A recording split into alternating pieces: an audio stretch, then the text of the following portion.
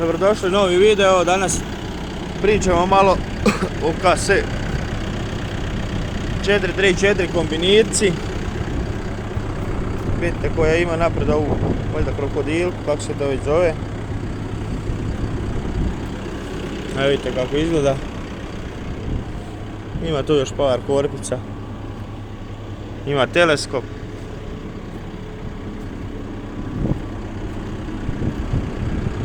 Evo da vidite kako to izgleda malo iznutra.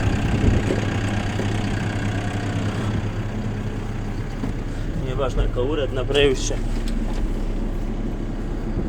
Evo tu je display. Evo vidite. Ovdje normalno se igrate s prednjom korpom. Evo vidite. Ovdje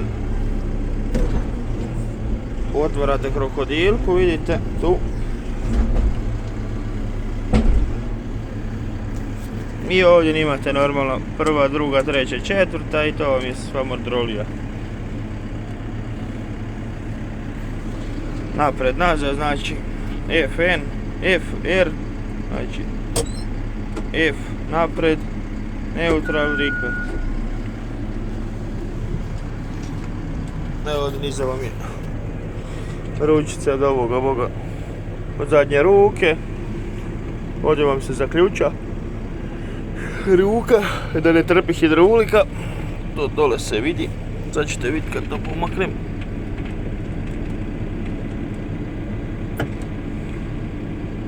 Evo ga, sad se otkvačilo. Krivo sam. Evo ga, sad se otkvačilo, vidite, i sad možete s njom. Dignete skroz gore. I opet ovo. Vidite, zaključalo. Eto ga. Ovdje su vam stabilizatori. Ručni gas.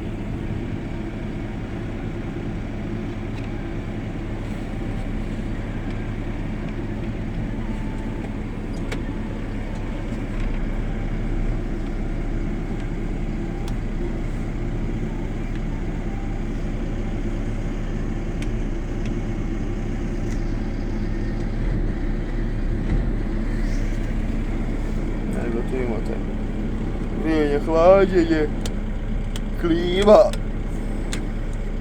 i tako svašta nešto. Ručna kočnica. Eto, obavezno se subscribe-ajte na kanal. Toliko od mene za danas, bit će još videa. Lijep pozdrav!